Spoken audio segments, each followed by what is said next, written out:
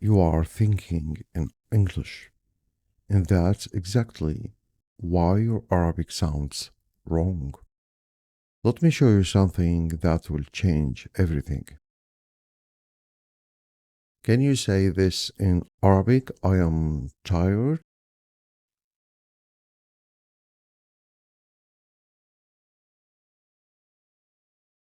You probably try to translate it word by word, something like I am تعبان, tired. Wrong. In Arabic, we just say I tired.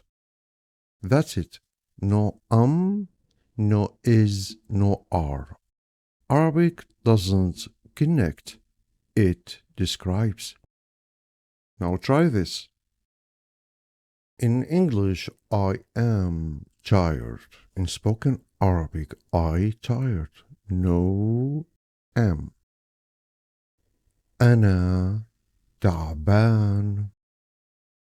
She is happy. In spoken Arabic, she happy. هي سعيدة. No is. They are late. هن متأخرين. They late. No are.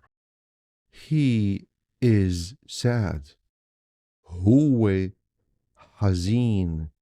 He sad. No is. That's it. Do you see the pattern? No action, no Now watch this. I am eating. Now we have a problem because now there is action. So Arabic does something different. It adds a word It's basically the Arabic version of ing. Many students think is the same but that's wrong. In English, I am tired. Is just a grammar. It doesn't mean an action. So you can say, I am tired, I am happy.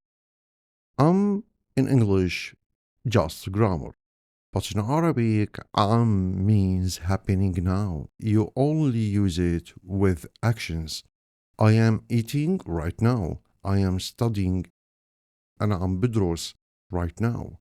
So action happening now. أنا عم باكل. Now it means I am eating right now. Don't translate to because in English it changes, in Arabic doesn't. Stays the same for everyone.